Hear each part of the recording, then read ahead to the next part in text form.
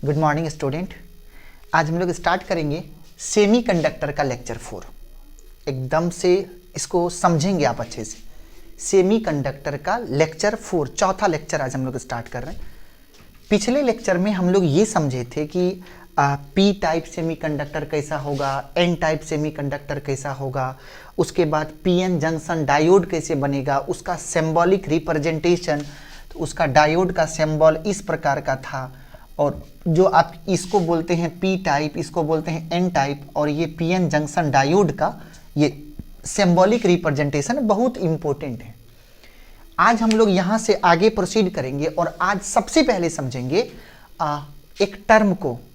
आज की क्लास को एक टर्म से स्टार्ट करेंगे और उस टर्म का नाम है बाइसिंग। आज उस टर्म का नाम है बाइसिंग। बाइसिंग एक प्रोसेस है। बाइसिंग एक प्रोसेस है।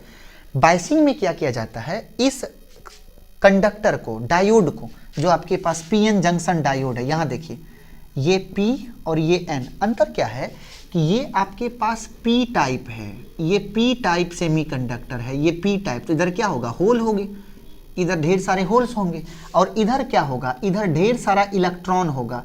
इलेक्ट्रॉन को हम इस तरीके से दर्शाते हैं, अगर कहीं आपको बताए थे इलेक्ट्रॉन को आप डॉट से भी दर्शा सकते हैं।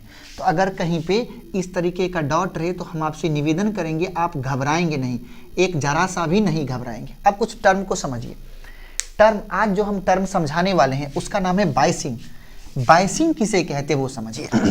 बाइसिंग का मतलब हो गया कि आपके पास जो डायोड है, उस डायोड को आप बैटरी से जोड़िए। आपके पास जो डायोड है, उस डायोड को आप बैटरी से जोड़िए। अर्थात मान लेते हैं कि आपके पास ये कंडक्टर है, तो आप क्या करते हैं, एक बैटरी ले लिए, ये सिंबल है बैटरी का, ये बैटरी का पॉजिटिव पोल है और ये निगेटिव पोल है। बैटरी का मतलब डीसी सोर्स, बैटरी जो है वो डीसी सोर्स है, और ये पॉजिटिव पोल मतलब ये एनोड है, और ये निगेटिव पोल मतलब कैथोड है। तो हम लोग क्या किए, तार लिए और तार से कंडक्टर को ऐसे जोड़ दिए। तो हम लोगों को पता क्या चला कि बैटरी में करंट का डायरेक्शन ये होगा, ये करंट का डायरेक्शन है, इस तरीके से करंट फ्लो करना शुरू कर जाएगा। तो अगर सेमीकंडक्टर जो आप बनाए हैं, आप जो डायोड बनाए हैं, कल तक में आप क्या मेहनत किए, कल तक में आपने ये मेहनत किया कि वो जो आपके पास डायोड है, उस डायोड में फ्री इलेक्ट्रॉन्स आप बना लिए, चाहे होल के रूप में बनाए हों या फिर इलेक्ट्रॉन्स के रूप में बनाए हों। आपने क्या किया, उसमें मेजॉरिटी चार्ज कैरियर डेवलप कर लिया। अब आपको ये समझना है कि वो जो आपका चार्ज कैरियर है वो रियल में इससे करंट जाने देगा या नहीं। अब करंट जाने देगा या नहीं, वो कब पता चलेगा, इस लोहे के रॉड से करंट गुजरेगा या नहीं, ये कब पता चला, जब आप उसको बैटरी से जोड़ेंगे, मतलब उसको किसी भी वोल्टेज सोर्स से जोड़ेंगे। वो वोल्टेज डीसी भी हो सकता है, वो वोल्टेज एसी भी हो सकता है। तो बैटरी जो है, ये जो ये सिंबल है बैटरी का, और बैटरी को बोलते हैं DC source, DC voltage source, ये डीसी वोल्टेज सोर्स है। और ऐसा सिंबल रहेगा तो ये एसी का वोल्टेज सोर्स है। ये भी वोल्टेज है लेकिन ये कैसा है, एसी वोल्टेज सोर्स है। ये भी वोल्टेज है लेकिन ये कैसा है, ये एसी वोल्टेज सोर्स है, और ये डीसी वोल्टेज सोर्स है। अब जरा समझते हैं। तो बाइसिंग किसको बोलेंगे कि किसी भी डायोड को बैटरी से जोड़ने की जो प्रक्रिया है उसी का नाम क्या है, बाइसिंग। फिर से, किसी भी बैटरी को किसी भी डायोड को बैटरी से जोड़ने की जो प्रक्रिया है उसका क्या नाम है, बाइसिंग। तो आपके पास एक डायोड है, पीएन जंक्शन डायोड है, उसको क्या किया आपने, बैटरी से जोड़ दिया। आइए जोड़ते हैं। मान लेते हैं कि ये आपके पास एक डायोड है, ये पी है और ये एन है, इसको बैटरी से क्या करेंगे, यहाँ पे जोड़ देंगे। ये बी फॉर बैटरी है, ये बैटरी है, बैटरी से जोड़ देंगे। तो ये अगर किसी डायोड को, ये क्या है, ये आपका डायोड है, पीएन जंक्शन डायोड, इसको क्या करना है, बी फॉर बैटरी, बैटरी से जोड़ देंगे। इसी प्रोसेस का नाम है बैटरी। अर्थात किसी भी डायोड को किसी बैटरी से डीसी वोल्टेज सोर्स के साथ जोड़ने का जो प्रोसीजर है, जो प्रक्रिया है, उसी प्रक्रिया का नाम है बाइसिंग। Okay, next. बाइसिंग दो प्रकार का होता है। ये जो बाइसिंग है, ये बाइसिंग दो प्रकार का होता है। एक होता है फॉरवर्ड बाइसिंग, बहुत इंपॉर्टेंट है, ये है फॉरवर्ड बाइसिंग, और दूसरा होता है रिवर्स बाइसिंग। रिवर्स बाइसिंग, एक हो गया कौन सा, फॉरवर्ड बाइसिंग, और दूसरा कौन है, रिवर्स बाइसिंग। क्या बोले, बायसिंग मतलब क्या, बैटरी से जोड़ने की प्रक्रिया को बायसिंग कहते हैं। बायसिंग कितने प्रकार का, 2 प्रकार का, एक फॉरवर्ड बायसिंग और एक रिवर्स बायसिंग। एक हो गया आपका फॉरवर्ड बायसिंग और दूसरा कौन हो गया, रिवर्स बायसिंग। अब फॉरवर्ड बायसिंग क्या होता है, बोला कि मान लेते हैं कि आपके पास एक डायोड है, ये पी टाइप और ये एन टाइप। अब आपके पास एक बैटरी है, उसको हम लोग क्या करेंगे, डायोड से जोड़ेंगे। अगर डायोड के पी टाइप को, अगर डायोड के पी टाइप को बैटरी के पॉजिटिव पोल से जोड़ा जाए और डायोड के एन टाइप को बैटरी के निगेटिव पोल से जोड़ा जाए, तब इस प्रक्रिया का नाम है फॉरवर्ड बायसिंग। बात को समझिए, क्या बोले, फॉरवर्ड बायसिंग क्या है, सिंपली कि अगर फॉरवर्ड बायसिंग का मतलब हो गया कि अगर डायोड के पी टाइप को बैटरी के पॉजिटिव पोल से और डायोड के एन टाइप को बैटरी के निगेटिव पोल से जोड़ दिया जाए, तब जो एक सिचुएशन प्राप्त होगा, तब जो एक परिस्थिति बनेगा, उसी का नाम है फॉरवर्ड बायसिंग। दूसरा है रिवर्स बायसिंग। दूसरा है रिवर्स बायसिंग, जैसे आपके पास ये पी एन जंक्शन डायोड है, ये डायोड है, पी टाइप को बैटरी के निगेटिव पोल से और एन टाइप को बैटरी के पॉजिटिव पोल से। समझिए बात को ये डायोड का पी टाइप है और ये डायोड का एन टाइप है। यदि डायोड के पी टाइप को बैटरी के निगेटिव पोल से और डायोड के एन टाइप को बैटरी के पॉजिटिव पोल से जोड़ दिया जाए, तब इस बायसिंग का क्या नाम है, रिवर्स बायसिंग। क्या बोले, अगर पी टाइप को पॉजिटिव पोल से और एन टाइप को निगेटिव पोल से जोड़ दिया जाए, तब इस कहानी का नाम है फॉरवर्ड बायसिंग। यदि पी टाइप को निगेटिव पोल से और एन टाइप को पॉजिटिव पोल से, तो इसका क्या नाम है, रिवर्स बायसिंग। ये है फॉरवर्ड बायसिंग और ये है रिवर्स बायसिंग। ओके, इसका मतलब है, जरा सा गौर करेंगे, बगल में एक फिगर बनाते हैं, जैसे ये आपका डायोड है, तो अगर ऐसे जोड़ दिया जाए ऐसे, तो ये जो डायोड है वो फॉरवर्ड बायसिंग में है। कैसे, ये P है तो ये पॉजिटिव पोल से जुड़ा है, ये N है तो ये निगेटिव पोल से जुड़ा है, ये फॉरवर्ड बायसिंग में है। अगर कोई भी डायोड, एक लाइन हम आपके सामने रख रहे हैं, गजब का है, सुनिएगा। अगर कोई भी डायोड फॉरवर्ड बायसिंग में रहेगा तो उस डायोड से करंट पास करेगा। क्यों करेगा, अभी जवाब नहीं है मेरे पास। एक लाइन है मेरे पास जो हम आपको देना चाहते हैं कि अगर किसी डायोड को फॉरवर्ड बायसिंग में रखेंगे आप, तो उस डायोड का रेसिस्टेंस थोड़ा सा कम रहने की वजह से उसमें से करंट पास करेगा। लेकिन अगर कोई डायोड, जैसे नीचे वाला फिगर देखिएगा, ये एक डायोड है, इसको हम क्या किए, ये P है और ये N है, P को निगेटिव पोल से और N को पॉजिटिव पोल से जोड़ दिए, ये हो गया रिवर्स बायसिंग। और इस कंडीशन में रेसिस्टेंस अधिक हो जाने की वजह से इसमें से करंट पास नहीं करेगा।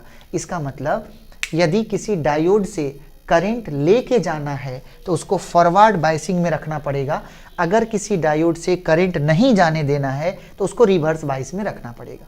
दो बात समझाएं, अगर किसी डायोड से करंट जाने देना है तो उसको आप फॉरवर्ड बायसिंग में रखिए, अगर किसी डायोड से करंट नहीं जाने देना है तो उसको आप किस में रखिए, रिवर्स बायसिंग में रखिए। ओके ओके, नेक्स्ट आगे सुनेंगे। अब आगे तो और भी बढ़िया से सुनेंगे। अब सवाल उठा कि ये सब कहानी होता कैसे है, ये सब कहानी होता कैसे, जरा देखेंगे आप। हम आपको बोले कि आपके पास, गौर करिएगा, ये आपके पास पीएन जंक्शन डायोड है, अच्छे से समझेंगे। ये P है और ये N है, यहाँ पे जंक्शन है। तो यहाँ पे अगर जंक्शन है तो इधर कौन होंगे, इधर होंगे होल, इधर होल होगा, इधर होल है। P टाइप में क्या होगा, होल होगा। और जो N टाइप है वहाँ पे कौन होंगे, तो वहाँ पे इलेक्ट्रॉन होंगे।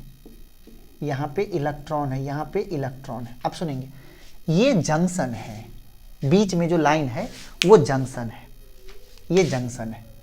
समझिए, हमने क्या कहा था कि इलेक्ट्रॉन निगेटिवली चार्ज होता है और ये होल जो है वो पॉजिटिवली चार्ज होता है। अब आपने पढ़ा था इलेक्ट्रोस्टैट में कि अपोजिट चार्ज एक दूसरे को अट्रैक्ट करेगा।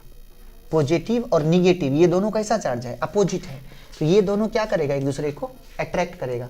अगर ये एक दूसरे को अट्रैक्ट करेगा तो ये जो इलेक्ट्रॉन है वो होल की तरफ चला जाएगा। बात को समझिएगा अच्छे से, अट्रैक्शन का फोर्स होगा और इलेक्ट्रॉन जो है वो होल्स की तरफ चला जाएगा। हालांकि होल्स भी इलेक्ट्रॉन की तरफ जाता है, लेकिन होल का जो होल मतलब कौन, प्रोटॉन, और प्रोटॉन का मास कितना 1.67 इंटू 10 के पावर -27 kg, -27 kg, और इलेक्ट्रॉन का मास 9.108 इंटू 10 के पावर -31 kg। अर्थात प्रोटॉन का जो मास होता है वो इलेक्ट्रॉन के मास से अधिक होता है और लगभग 1837 मतलब 2000 गुना अधिक होता है। जिस वजह से आपने पढ़ा था कि 9th क्लास में कि जिसका मास अधिक होता है उसका इनर्शिया भी अधिक होगा। जिस वजह से प्रोटॉन का मास अधिक होने की वजह से प्रोटॉन का इनर्शिया अधिक होगा, इलेक्ट्रॉन का मास कम होने की वजह से इलेक्ट्रॉन का इनर्शिया कम होगा। जिसका इनर्शिया अधिक होगा वो उसका मूवमेंट कम होगा और जिसका इनर्शिया कम होगा उसका मूवमेंट अधिक होगा। इसीलिए अगर इलेक्ट्रॉन और होल दोनों के मोबिलिटी की बात किया जाए तो इलेक्ट्रॉन का मोबिलिटी अधिक होगा और होल का मोबिलिटी कम होगा, क्योंकि इलेक्ट्रॉन का मास कम होता है और प्रोटॉन का मास रिलेटिवली थोड़ा सा अधिक, थोड़ा सा नहीं 2000 गुना अधिक होता है। इसीलिए होल इलेक्ट्रॉन किसके तरफ जाएगा, होल्स की तरफ जाएगा। अब समझिएगा, तो अगला फिगर इसका ऐसा हम लोग बना सकते हैं। ये है आपका जंक्शन, ये P है और ये N है। क्या होगा कि कुछ इलेक्ट्रॉन होल के पास चला जाएगा, कुछ इलेक्ट्रॉन होल के पास चला जाएगा। अगर ये इलेक्ट्रॉन होल के पास चला जाए तो ये क्या करेगा, इस होल यहाँ पे इलेक्ट्रॉन आ जाएगा, मतलब ये वाला जो स्पेस है वो भर जाएगा और ये स्पेस खाली हो जाएगा। समझिए सर, इधर इलेक्ट्रॉन्स हैं, इधर इलेक्ट्रॉन्स हैं, इधर इलेक्ट्रॉन्स हैं और इधर होल्स हैं।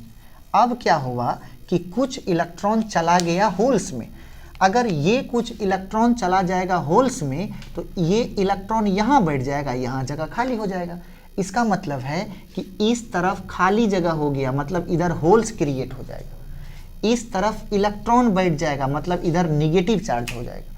इसका मतलब ये है कि इधर बन जाएगा पॉजिटिव चार्ज का लेयर, इधर बनेगा पॉजिटिव चार्ज का लेयर और इधर बनेगा निगेटिव चार्ज का लेयर। और आप गौर करेंगे कि पॉजिटिव इधर क्या हो गया, पॉजिटिव चार्ज, और इधर हो गया निगेटिव चार्ज। अब इसके बीच में एक इलेक्ट्रिक फील्ड जनरेट हो जाएगा। इलेक्ट्रिक फील्ड का डायरेक्शन आपने पढ़ा था इलेक्ट्रोस्टैट में, पॉजिटिव चार्ज से निगेटिव चार्ज की तरफ। ये इसके अंदर में एक इलेक्ट्रिक फील्ड जनरेट हो जाएगा, इसके अंदर में एक इलेक्ट्रिक फील्ड जनरेट हो जाएगा। और ये जो इलेक्ट्रिक फील्ड जनरेट हुआ, इसकी वजह से इसके अंदर में जो ये गैप बन गया, इस गैप का नाम है डिप्लेशन लेयर। इसका क्या नाम है, डिप्लेशन लेयर। और ये बहुत इंपॉर्टेंट क्वेश्चन है बोर्ड के लिए कि what do you mean by depletion layer. आप डिप्लेशन लेयर से क्या समझते हैं। बोला कि जब आप पीएन जंक्शन डायोड बनाते हैं तो जंक्शन पर प्रोटॉन और इलेक्ट्रॉन, मतलब होल्स और इलेक्ट्रॉन के बीच इलेक्ट्रोस्टैटिक एट्रैक्टिव फोर्स काम करता है। इलेक्ट्रोस्टैटिक एट्रैक्टिव फोर्स, आकर्षण का बल काम करेगा, जिस वजह से ये जो होल्स है वो इलेक्ट्रॉन को खींचेगा, इलेक्ट्रॉन होल्स को खींचेगा और दोनों एक दूसरे के साथ यहाँ पे मिक्स होगा। होल्स और इलेक्ट्रॉन एक दूसरे के साथ यहाँ पे मिक्स हो जाएगा, मिल जाएगा, जिस वजह से यहाँ पे थोड़ा सा करंट बनेगा और उस करंट का नाम है डिफ्यूजन करंट। इसका क्या नाम हो गया, इसका नाम है डिफ्यूजन करंट। और चार्ज का मतलब इलेक्ट्रॉन्स और होल्स का आपस में जो मिलने का प्रोसीजर है उसका नाम है डिफ्यूजन। क्या होगा, यहाँ जंक्शन पर इलेक्ट्रोस्टैटिक एट्रैक्टिव फोर्स लगने की वजह से ये इलेक्ट्रॉन्स किसके साथ मिल जाएंगे, होल्स के साथ मिल जाएंगे और ये जो मिलने का प्रोसीजर है उसी का नाम है डिफ्यूजन। और चार्ज डिफ्यूज हुआ मतलब चार्ज फ्लो किया और चार्ज जब फ्लो करेगा तो वहाँ करंट बनेगा और इस करंट का पूरा नाम क्या है, डिफ्यूजन करंट। और डिफ्यूजन करंट के कारण ये चार्ज एक दूसरे को न्यूट्रलाइज करेगा और एक लेयर बन जाएगा बीच में और ये जो लेयर बनेगा इस लेयर का नाम क्या है, डिप्लेशन लेयर। और डिप्लेशन लेयर में एक इलेक्ट्रिक फील्ड जनरेट हो जाएगा। डिप्लेशन लेयर में एक इलेक्ट्रिक फील्ड जनरेट हो जाएगा और इसके कॉरस्पॉन्डिंग, क्योंकि आपने पढ़ा था E = V/L, E = V/L, तो V बराबर क्या होगा, इलेक्ट्रिक फील्ड इंटू लेंथ। ये लेंथ किसका है? ये लेंथ है डिप्लेशन लेयर का लेंथ है ये। और डिप्लेशन लेयर का जो लेंथ होता है सर, अगर याद रख सकिए 10⁻³ मीटर। ये किसका लेंथ है? ये डिप्लेशन लेयर का लेंथ है। तो सवाल उठा कि डिप्लेशन लेयर कैसे बनता है, ये क्या होता है? तो उसका जवाब ये लिखेंगे आप कि जब हम लोग पीएन जंक्शन डायोड बनाते हैं तो जंक्शन पर इलेक्ट्रोस्टैटिक एट्रैक्टिव फोर्स की वजह से इलेक्ट्रॉन और होल्स दोनों आपस में एक दूसरे के साथ मिक्स होता है। मिक्स होने की वजह से चार्ज का डिफ्यूजन होगा और डिफ्यूजन करंट बनेगा, जिस कारण से इलेक्ट्रॉन जो है वो एन टाइप से निकल करके पी टाइप के तरफ जाएगा और यहाँ पे जगह खाली होगा और इधर बढ़ जाएगा। तो इलेक्ट्रॉन यहाँ आ गया और यहाँ जगह खाली हुआ। जगह खाली का मतलब होल बन गया। होल मतलब पॉजिटिव चार्ज, यहाँ पे निगेटिव चार्ज, और बीच में क्या हो गया? इलेक्ट्रिक फील्ड जनरेट हो गया। और ये इलेक्ट्रिक फील्ड जनरेट होने की वजह से वहाँ पे एक वोल्टेज बना और V बराबर E इंटू एल। एल क्या है? एल जो है वो इस बैरियर का, डिप्लेशन लेयर का लेंथ है। डिप्लेशन लेयर का लेंथ है। तो ये जो डिप्लेशन लेयर बना उसका लेंथ L मान लिए और उसके करस्पॉन्डिंग वोल्टेज कितना होगा? V बराबर E इंटू एल। और ये जो V आपको मिला है, हमने क्या बोला? इसको क्या बोलेंगे हम लोग? इसको बोलेंगे डिप्लेशन लेयर। और डिप्लेशन लेयर के करस्पॉन्डिंग जो वोल्टेज होगा, और वो वोल्टेज कितना हो गया? वो हो गया V equal to E into L. और उसका डिप्लेशन लेयर का लेंथ कितना? एवरेज लेंथ है। ये ऊपर नीचे हो सकता है क्योंकि डायोड में ये जानना होता है कि कौन सा इम्प्योरिटी आप डालते हैं, उस हिसाब से इस डिप्लेशन लेयर का एक लेंथ होता है अलग अलग, लेकिन एक एवरेज लेंथ 10⁻³ आप एग्जाम के पर्पज से याद रखेंगे। 10⁻³ मीटर और वोल्टेज कितना हो गया? E into L. ये अभी समझे डिफ्यूजन क्या है, डिफ्यूजन करंट क्या है, डिप्लेशन लेयर क्या है, डिप्लेशन लेयर क्या है, और उसके बाद हम लोग ये पढ़ेंगे डिप्लेशन वोल्टेज कितना होगा। डिप्लेशन लेयर के करस्पॉन्डिंग वोल्टेज होगा और वो वोल्टेज कितना हो गया? V equal to E into L. और उस डिप्लेशन लेयर का लेंथ कितना? 10⁻³ मीटर। ओके, यहाँ तक समझने के बाद हम लोग आगे समझेंगे। अब हम लोग ये देखेंगे कि हम लोग बायसिंग दो प्रकार का पढ़े, एक है फॉरवर्ड बायसिंग और एक है रिवर्स बायसिंग। चलिए आपको लेके चलते हैं फॉरवर्ड बायसिंग की तरफ। आपको लेके चलते हैं फॉरवर्ड बायसिंग की तरफ। देखेंगे फिर से एक बार फॉरवर्ड बायसिंग। तो आपने बोला कि बायसिंग दो प्रकार का, एक हो गया फॉरवर्ड बायसिंग और एक हो गया रिवर्स बायसिंग। दोनों को एक साथ पढ़ते हैं। ये पहला क्या है? Forward biasing. फॉरवर्ड बायसिंग में क्या होगा? आपके पास ये पीएन जंक्शन डायोड है, ये P है और ये N है। अब क्या होगा? इस साइड में यहाँ पे बीच में क्या बन गया है? Depletion layer. यहाँ इलेक्ट्रिक फील्ड इस डायरेक्शन में था, अगर याद हो थोड़ा सा, इधर होल्स है, अच्छे से समझेंगे। यहाँ पे इलेक्ट्रॉन्स था, यहाँ पे होल्स था और इधर फिर इलेक्ट्रॉन्स है। ऐसा कहानी है, अभी बैटरी से जुड़ा नहीं है। ये जो फील्ड बना है ये इंटरनल इलेक्ट्रिक फील्ड है। ये इंटरनल इलेक्ट्रिक फील्ड है जो डायोड के अंदर में क्रिएट हुआ है। किस कारण से? चार्ज जो डिफ्यूज हुआ, चार्ज के डिफ्यूज होने की वजह से यहाँ पे इलेक्ट्रिक फील्ड जनरेट हो गया अंदर में, और वो अंदर में होने की वजह से उसका नाम है इंटरनल इलेक्ट्रिक फील्ड। ओके, अब आपने क्या किया? इसको बैटरी से जोड़ दिए। तो फॉरवर्ड बायसिंग है, P टाइप को पॉजिटिव पोल से और N टाइप को निगेटिव पोल से आपने क्या किया? जोड़ दिया। ये जुट गया। आप देखेंगे तो अब क्या होगा? ये पॉजिटिव पोल तो यहाँ भी पॉजिटिव, ये निगेटिव पोल तो यहाँ भी निगेटिव। आप देखेंगे फिर ये इलेक्ट्रिक फील्ड प्लस से माइनस की तरफ बाहर में बन गया है, प्लस से माइनस की तरफ बाहर में बन गया। इसको देखेंगे मेरे प्यारे बेशर्मो, यहाँ पे देखेंगे ये क्या है? ये आपका इलेक्ट्रिक फील्ड है, लेकिन ये कैसा इलेक्ट्रिक फील्ड है? ये है एक्सटर्नल इलेक्ट्रिक फील्ड। गौर करिए, इंटरनल इलेक्ट्रिक फील्ड का लेंथ छोटा है। छोटा है का मतलब इसका वैल्यू कम है, और जो एक्सटर्नल इलेक्ट्रिक फील्ड है उसका लेंथ अधिक है, मतलब वो एक मजबूत इलेक्ट्रिक फील्ड है। अब क्या होगा? जैसे कि अगर हम आपको इस डायरेक्शन में 5 न्यूटन से खींचे और आपका दोस्त आपको 20 न्यूटन से अपोजिट में खींचे, तो आप पर नेट फोर्स किधर होगा? 15 न्यूटन उसके तरफ। उसी प्रकार ये इलेक्ट्रिक फील्ड अधिक है और ये इलेक्ट्रिक फील्ड कम है, तो नेट इलेक्ट्रिक फील्ड किधर होगा? राइट की तरफ। गौर करेंगे आप, तो यहाँ पे जो ई नेट होगा वो ई नेट इस डायरेक्शन में होगा, गौर करिए। और ई नेट का वैल्यू कितना होगा, वो होगा ई एक्सटर्नल माइनस ई इंटरनल। अगर आप जोर दे सकते हैं तो आप जोर दीजिए अपने दिमाग पे और ये चीज़ समझिए, ई नेट बराबर क्या मिल गया, ई एक्सटर्नल माइनस ई इंटरनल, क्योंकि अधिक में से कम घटा दिए तो ई एक्सटर्नल माइनस ई इंटर, ये नेट बन गया। अब जरा गौर करेंगे, जब ये नेट बन गया, आपने क्या पढ़ा था, अगर किसी इलेक्ट्रिक फील्ड में अब क्या होगा, धीरे धीरे ये डिप्लेशन लेयर अधिक, ये इलेक्ट्रिक फील्ड अधिक है और ये इलेक्ट्रिक फील्ड कम है। अब क्या करेगा, ये इलेक्ट्रिक फील्ड इस इलेक्ट्रिक फील्ड को तोड़ देगा, इसका वैल्यू तो कम है। जैसे हम आपको 5 न्यूटन से इधर खींचे थे, आपका दोस्त 20 से आगे खींच लिया, तब तो वो मेरे फोर्स को तोड़ते हुए आपको लेके निकल गया। उसी प्रकार ये इलेक्ट्रिक फील्ड मजबूत है और ये इलेक्ट्रिक फील्ड कम है, तो ये एक्सटर्नल क्या करेगा, इंटरनल को तोड़ते हुए चार्ज को लेके चला जाएगा। उसके बाद क्या होगा, ये जो डिप्लेशन लेयर है ये टूट जाएगा, और डिप्लेशन लेयर जैसे ही टूटेगा उसके बाद चार्ज का फ्लो होना शुरू हो जाएगा। चार्ज का फ्लो मतलब पॉजिटिव चार्ज का फ्लो, पॉजिटिव चार्ज का फ्लो का मतलब होल का फ्लो, और होल का फ्लो किधर होगा, होल मतलब पॉजिटिव चार्ज, और पॉजिटिव चार्ज का फ्लो इलेक्ट्रिक फील्ड के डायरेक्शन में होता है। तो नेट इलेक्ट्रिक फील्ड तो इस डायरेक्शन में है, तो पॉजिटिव चार्ज का फ्लो इधर होने लगेगा, इसीलिए करंट का फ्लो पी टाइप से एन टाइप के तरफ होना शुरू हो जाएगा। अर्थात अभी हम इसीलिए बता रहे थे कि अगर फॉरवर्ड बायसिंग होगा तो उसका डिप्लेशन लेयर छोटा होगा, डिप्लेशन लेयर छोटा होगा उसका रेसिस्टेंस कम होगा, उसका रेसिस्टेंस कम होगा, जिस वजह से जब उसको बैटरी से जोड़ेंगे तो एक्सटर्नल इलेक्ट्रिक फील्ड उस डिप्लेशन लेयर को तोड़ देगा, जैसे टूटेगा करंट फ्लो होना शुरू हो जाएगा। इसीलिए बताए थे कि फॉरवर्ड बायसिंग में डायोड को जोड़ने पर डायोड का रेसिस्टेंस कम होता है और उसमें से करंट फ्लो होना शुरू होता है। एक बात ये थी।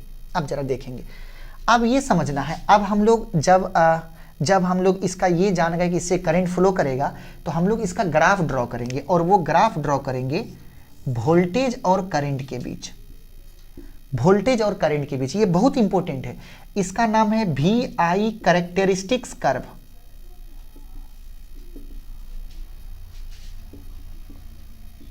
इसका नाम है VI कैरेक्टरिस्टिक्स कर्व। इसको समझिए, जैसे अगर आप बचपन में थे, आप किसी पॉइंट को लिखते हैं तो पॉइंट को लिखते समय पहले x को लिखते हैं फिर y को लिखते हैं। उसी प्रकार जो पहले होगा उसको x एक्सिस पे लिखिएगा, जो बाद में होगा उसको y एक्सिस पे लिखिएगा। VI कर्व का मतलब जो पहले है उसको x एक्सिस पर लिखेंगे और जो बाद में है उसको y एक्सिस पर लिखेंगे। ओके, अब जरा देखेंगे तो ये 0 हो गया।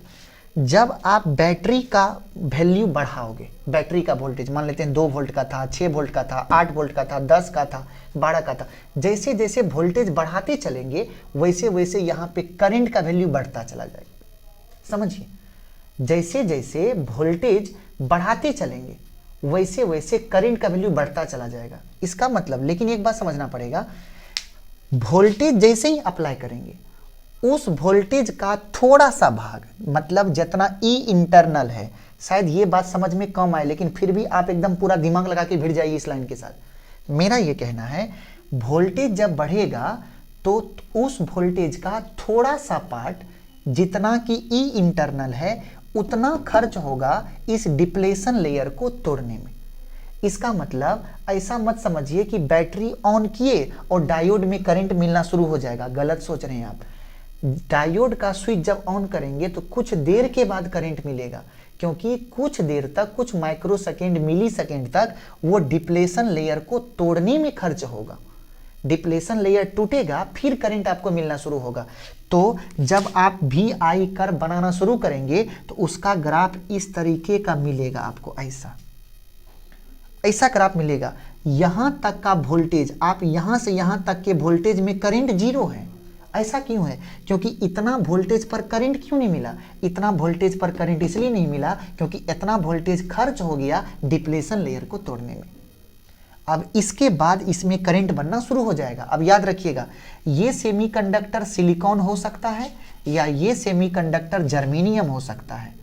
बात को समझिए, ग्राफ दोनों का सेम होगा ये जर्मेनियम भी हो सकता है, ये सिलिकॉन है, ये सिलिकॉन के लिए ग्राफ और वैसा ही जर्मेनियम के लिए ग्राफ। लेकिन एक बात, इस वोल्टेज को, ये जो वोल्टेज है, इस वोल्टेज का नाम है दोस्त नी वोल्टेज, KNEE, नी वोल्टेज। क्या नाम है इसका? इसका नाम है नी वोल्टेज, या इसका नाम है कट ऑफ वोल्टेज, या इसका नाम है थ्रेशोल्ड वोल्टेज, लेकिन ज़्यादा आप यूज करेंगे नी वोल्टेज। तो ये जो वोल्टेज है इसका नाम है नी वोल्टेज, नी वोल्टेज। और जरा सा कोशिश करेंगे इसका मान। सिलिकॉन के लिए नी वोल्टेज होता है 0.7 वोल्ट, इसका मतलब ये पॉइंट है 0.7 वोल्ट। और ये भी क्या है? ये भी है क्या? नी वोल्टेज, इसका भी नाम है नी वोल्टेज। और ये किसके लिए है? जर्मेनियम के लिए, और जर्मेनियम के लिए होता है 0.3 वोल्ट। तो इसका मतलब ये पॉइंट कितना होगा? ये पॉइंट होगा 0.3 वोल्ट। अर्थात अगर हम लोग फॉरवर्ड बायसिंग में रहेंगे तो उसका डायग्राम ऐसा बनेगा, और VI कैरेक्टरिस्टिक सिलिकॉन के लिए ये होगा और जर्मेनियम के लिए ये होगा। और एक बात समझिए, अगर कोई व्यक्ति मान लेते हैं कि सिलिकॉन का हो या जर्मेनियम का, अब उस पर कमेंट नहीं है, VI कैरेक्टरिस्टिक बनाना चाहता है। मान लीजिए वो शुरू में वोल्टेज रखा 6 वोल्ट, फिर कर दिया 8 वोल्ट, फिर कर दिया 10 वोल्ट, तो उसका नी वोल्टेज वही रहेगा। अगर ये सिलिकॉन के लिए आप बनाते हैं तो ये 0.7 वोल्ट ही रहेगा, 0.7 वोल्ट ही रहेगा। लेकिन अगर 6 वोल्ट का बैटरी है, उसके करस्पॉन्डिंग अगर करंट ये है, उसके करस्पॉन्डिंग करंट ये है, तो 8 वोल्ट के करस्पॉन्डिंग ये होगा, 10 वोल्ट के करस्पॉन्डिंग ये होगा। ये बात समझिए, मतलब नी वोल्टेज तो खपत होना ही होना है। उसके बाद जैसे जैसे वोल्टेज आप बढ़ाते जाएंगे वैसे वैसे करंट भी क्या होगा? बढ़ता चला जाएगा। ये बात आप समझिए, जैसे जैसे आप वोल्टेज बढ़ाते चले जाएंगे उसका करंट भी क्या होगा? बढ़ता चला जाएगा। तो इस तरीके से ये क्या है? ये है VI कैरेक्टरिस्टिक्स। V होगा X पर और I होगा Y पर। ये है सिलिकॉन के लिए और ये है जर्मेनियम के लिए। तो फिर एक लाइन, अगर PN जंक्शन डायोड को फॉरवर्ड बायसिंग में रखेंगे तो उसमें से करंट फ्लो होगा। अब एक सवाल करवाते हैं। सवाल आपको ऑब्जेक्टिव में या नीट और जेई में बहुत सिंपल सवाल पूछता है इस पे, और बच्चे देख करके घबरा जाते हैं। मान लीजिए ये डायोड है और डायोड के पास क्या है? रेसिस्टेंस है। रेसिस्टेंस वैसे ही दिया रहेगा जैसे आपने बचपन में पढ़ा था। मान लेते ये रेसिस्टेंस हो गया 10 ओम, ठीक। अब इस डायोड को क्या किया? वो बैटरी के साथ जोड़ दिया, जोड़ा हुआ है, और ये बैटरी है 12 वोल्ट का, ऐसा दे दिया। आपसे पूछेगा फाइंड करंट, करंट का वैल्यू बताइए। इसमें कुछ नहीं करना है, इसमें कुछ नहीं करना है। I बराबर V बराबर फॉर्मूला क्या होता है? V बराबर फॉर्मूला है IR, तो I बराबर V/R। V कितना है? 12, और R कितना है? अब सुनिए, अब R कितना है। सबसे पहली बात कि R लिखने से पहले आप एक बार डायोड को चेक करिए, क्या वो डायोड फॉरवर्ड बायसिंग में है? अगर वो डायोड, देखिए ये P, ये पॉजिटिव, बड़का लकीर पॉजिटिव को बताता है, छोटा वाला निगेटिव को। तो P त्रिभुज जो है वो P टाइप है, P टाइप पॉजिटिव से और N टाइप निगेटिव से। इसका मतलब ये फॉरवर्ड बायसिंग में, फॉरवर्ड बायसिंग में अगर डायोड है तो उसमें से करंट पास करेगा। आप ये समझिए, जब करंट पास करेगा तभी उसका रेसिस्टेंस लें। अगर रिवर्स बायस में रहेगा तो कुछ नहीं, I बराबर 0, क्योंकि उसका रेसिस्टेंस इन्फिनाइट हो जाएगा और उसमें से करंट फ्लो नहीं होगा, I का वैल्यू 0 हो जाएगा। तो ये डायोड क्या है? फॉरवर्ड बायस में है। फॉरवर्ड बायस में है तो करंट जाएगा, तो V 12/10 कितना हो गया? 1.2 एम्पियर। आंसर। अगर दूसरा क्वेश्चन आपके पास ये लिख दिया जाए, ये लिख दिया जाए कि आपके पास वही डायोड है, D है, वैल्यू भी वही है 10 ओम, लेकिन इस बार क्या किए? उसको देखिएगा क्या किए, 20 वोल्ट के बैटरी से जोड़ दिए, लेकिन किस में जुटा हुआ? रिवर्स बायस में। देखिए ना, ये निगेटिव पोल, ये पॉजिटिव पोल, ये P और ये N। पॉजिटिव पोल को, ये P टाइप को निगेटिव पोल से जोड़ दिया और N टाइप को पॉजिटिव पोल से, तो कैसा हो गया? Reverse bias. और क्या बोले? रिवर्स बायस में रेसिस्टेंस अनंत हो जाता है, इन्फिनिटी हो जाता है, और जिस वजह से करंट 0 हो जाता है। अर्थात रिवर्स बायस में रहेगा तो करंट नहीं जाने देगा, और अगर फॉरवर्ड बायस में रहेगा तो करंट जाने देगा। यहाँ तक ओके? ओके। अब ये हम समझा रहे थे फॉरवर्ड बायस, अब आपको लेके चलेंगे रिवर्स बायस के पास। चलिए चलते हैं आपके साथ रिवर्स बायस के पास। अब हम लोग चलेंगे आगे और डिस्कस करेंगे रिवर्स बायस के बारे में। रिवर्स बाइस बहुत ही सुंदर प्रोसेस है और ये हमारे लिए आगे चल के बहुत इम्पोर्टेंट है। इसमें बहुत कुछ आपको समझना है। आपको हम पिछले लेक्चर में हम आपको ये भी समझाए थे कि डायोड कुछ प्रकार का होता है, जैसे जेनर डायोड, जैसे एलईडी, जैसे फोटो डायोड, ये सभी आपको बताइए। ये सब डायोड का अलग अलग टाइप्स है। टाइप्स का मतलब अलग अलग यूज के आधार पर अलग अलग टाइप्स। तो उसी प्रकार अब जो दूसरा आएगा वो आएगा रिवर्स बाइस। रिवर्स बाइस, अब ये रिवर्स बाइस क्या है जरा ये समझिए। रिवर्स बाइस में क्या हुआ कि आपके पास ये पीएन जंक्शन डायोड है, ये पी है और ये एन है। थोड़ा सा इसको एक बड़ा सा स्ट्रक्चर बनाइए ताकि देखने में अच्छा लगे और हम उम्मीद करेंगे कि आप लोग मन से पढ़ रहे होंगे। ये पी है और ये एन है और आपको याद होगा पी के तरफ में क्या होगा, होल होगा। चलिए बना देते हैं, होल बना दिए, खूब खुश हैं हम लोग। इधर भी, इधर क्या होगा, इधर इलेक्ट्रॉन होगा। अब गौर करिए यहाँ पे खाली जगह बना था। खाली जगह का मतलब इधर पॉजिटिव चार्ज जमा हुआ था और इधर निगेटिव चार्ज जमा हुआ था और इस वजह से बीच में अंदर में बन गया था। सब कुछ ठीक ठाक चल रहा है, ठीक ठाक चल रहा है। तो यहाँ पे क्या है, यहाँ पे एक तरफ पॉजिटिव चार्ज और एक तरफ निगेटिव चार्ज बन गया और ये पॉजिटिव और निगेटिव का जो खेला है, खेला, इस खेला की वजह से अंदर में बन गया था इलेक्ट्रिक, इंटरनल इलेक्ट्रिक फील्ड। दोस्त ये कौन है, इंटरनल इलेक्ट्रिक फील्ड है। चल दोस्त दोस्त करते होंगे, बड़ी मजा आता होगा। ये क्या है, इंटरनल इलेक्ट्रिक फील्ड। अब एक काम करते हैं, काम ये करते हैं कि इसको हम लोग रिवर्स बाइस करते हैं। रिवर्स बाइस कैसे करिएगा, P को निगेटिव पोल से और N को पॉजिटिव पोल से।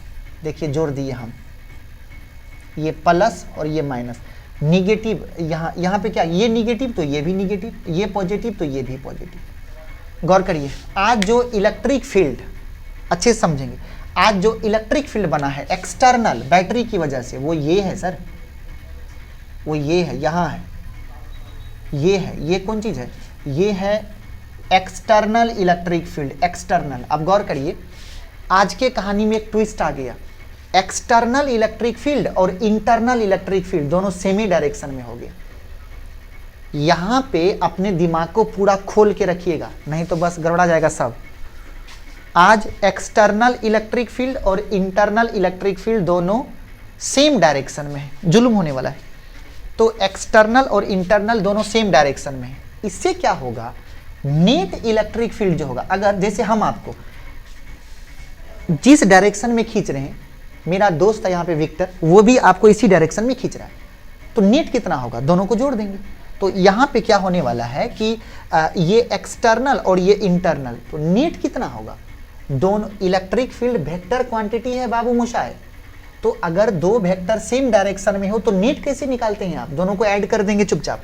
तो इसका जो नेट होगा डियर, वो इस डायरेक्शन में होगा। ये देख कितना जोर जोर से हम पेन चला रहे हैं।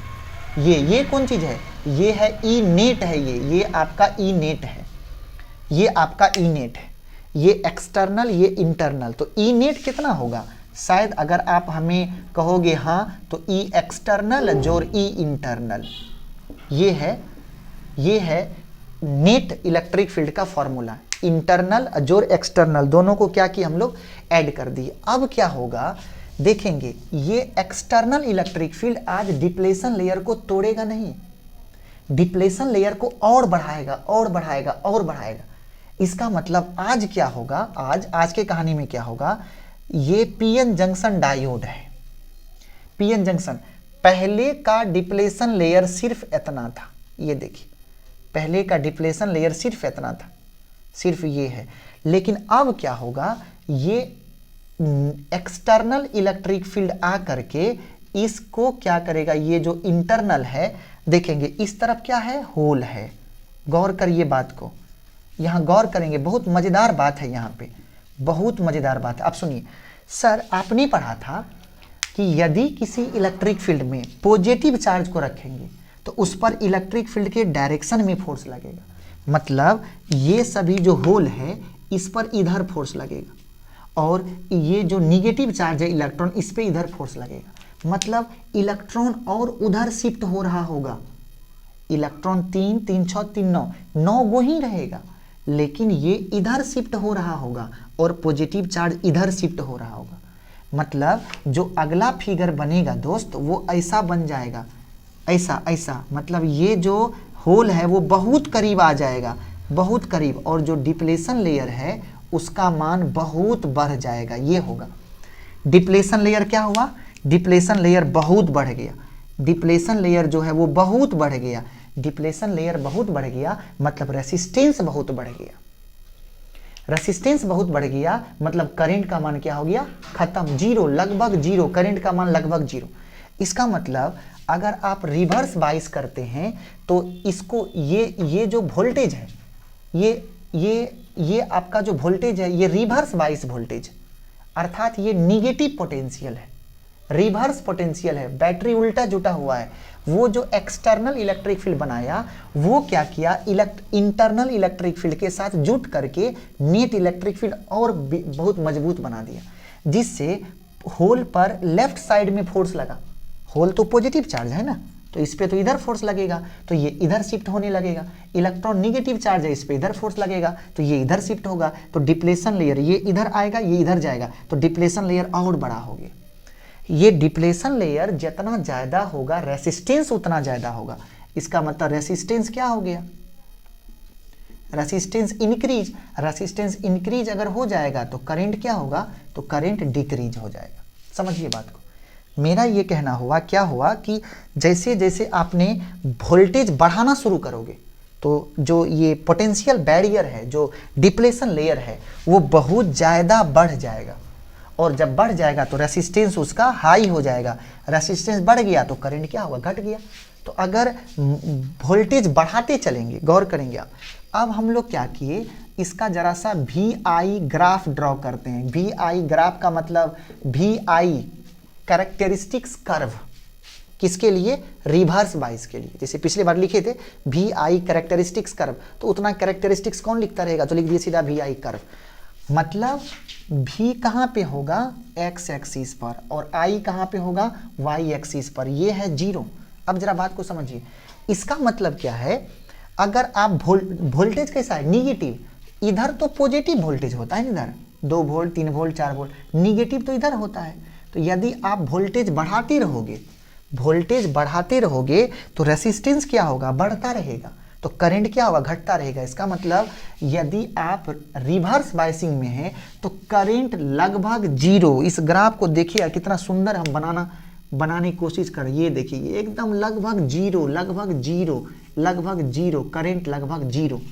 इसका मतलब जब रिवर्स बाइस में होगा तो करंट क्या होगा, करंट जीरो होगा।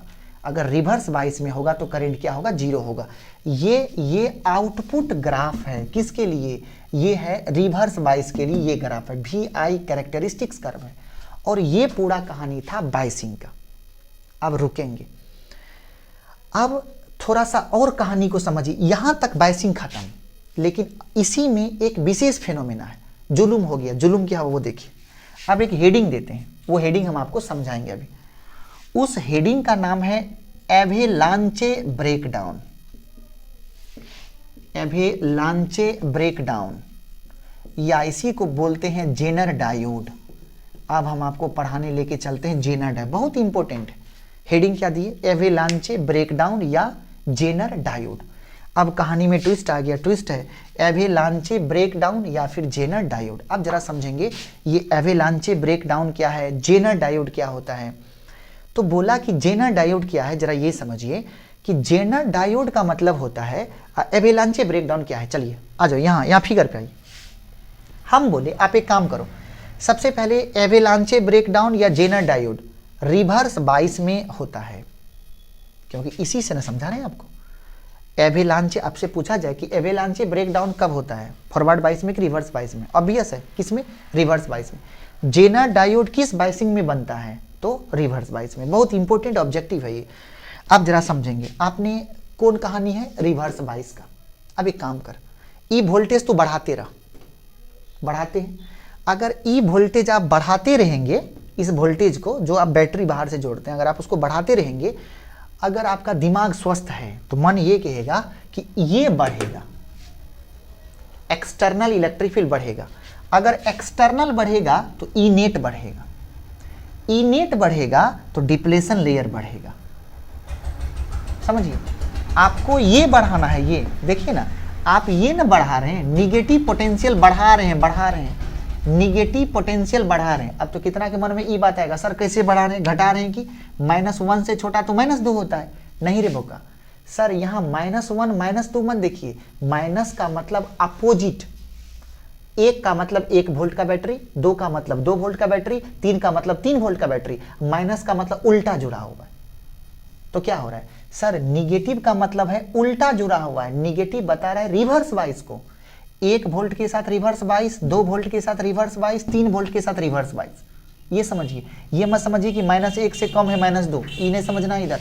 माइनस का मतलब डायरेक्शन, उल्टा जुड़ा हुआ है बैटरी। ओके चल इधर क्या बोले, अगर आप भी को बढ़ाते चलोगे, ई एक्सटर्नल बढ़ता जाएगा, ई नेट बढ़ता जाएगा, डिप्लेशन लेयर बढ़ता जाएगा, और डिप्लेशन लेयर जब बढ़ता जाएगा, अब यहां कहानी सुनिएगा, इलेक्ट्रॉन पर लगने वाला फोर्स और होल पर लगने वाला फोर्स बढ़ता चला जाएगा। तो क्या होगा, इलेक्ट्रॉन प्रेस होता रहेगा, कंप्रेस होता रहेगा, उस पर फोर्स लगता रहेगा, और जब ये कंप्रेस होता रहेगा तो एक दूसरे के साथ कॉलिजन करेगा। लाइन बाय लाइन सुनिएगा, बहुत इंपॉर्टेंट है। कॉलिजन करेगा, ये इसको भी जब आप कंप्रेस करेंगे तो ये कॉलिजन करेगा।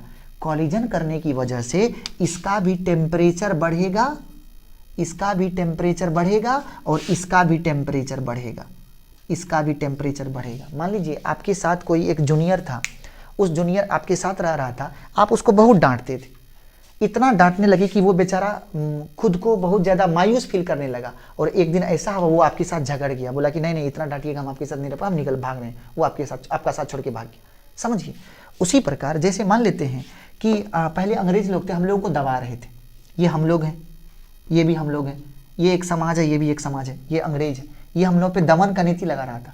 हम लोगों के अंदर का गुस्सा बढ़ रहा था, गुस्सा बढ़ रहा था, गुस्सा बढ़ रहा था, गुस्सा मतलब टेम्परेचर, टेम्परेचर बढ़ रहा था। उसी में कोई आदमी एक आया और घी डाल दिया, हम लोगों का गुस्सा इतना बढ़ गया कि हम लोग इसके साथ बगावत कर दी। सुनिएगा, टेम्परेचर हम लोगों का इतना बढ़ गया, इलेक्ट्रॉन का कॉलिजन और होल का कॉलिजन के कारण टेम्परेचर इतना बढ़ गया, मतलब इतना जोर का गुस्सा हो गया, लोग इतना भड़क गया कि ये जो आपका डिप्लेशन लेयर था ये टूट गया। डिप्लेशन लेयर मतलब आपके प्रति डर जो था मेरे मन में वो टूट गया। जैसे टेम्परेचर बढ़ा, टेम्परेचर क्या है, एनर्जी है, टेम्परेचर जैसे बढ़ा ये डिप्लेशन लेयर टूट गया, और डिप्लेशन लेयर टूट गया तो भारत आज़ाद हो गया।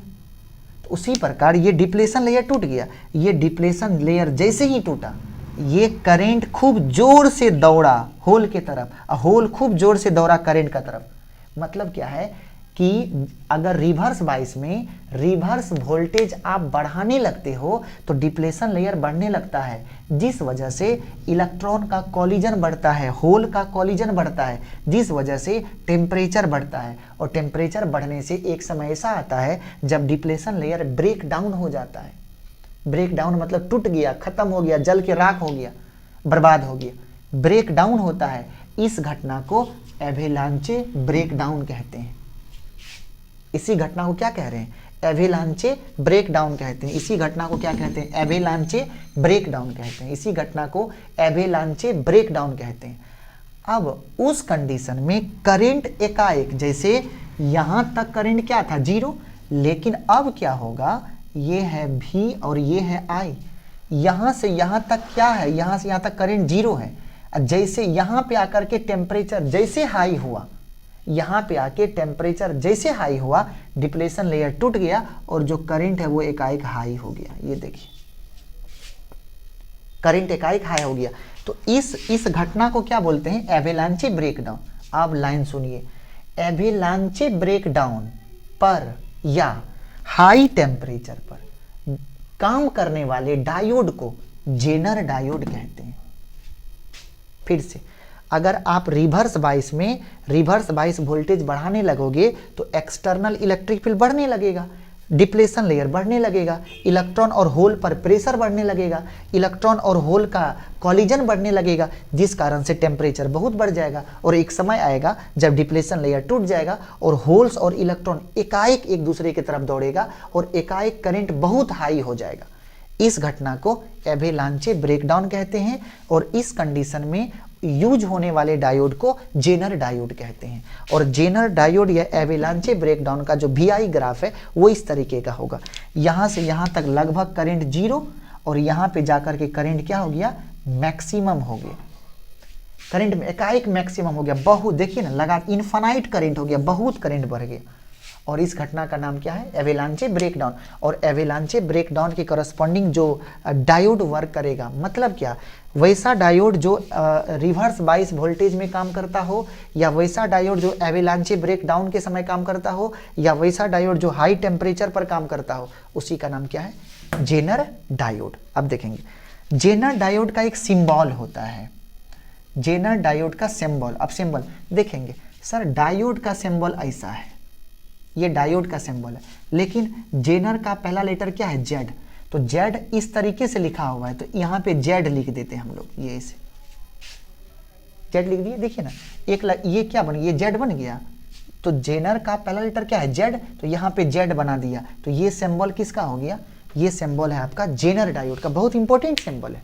वो सिंबल किसका है, ये है जेनर डायोड का। तो अभी तक में हम लोग क्या क्या पढ़े, तो सबसे पहला बायसिंग क्या है, फॉरवर्ड बायसिंग क्या है, रिवर्स बायसिंग क्या है।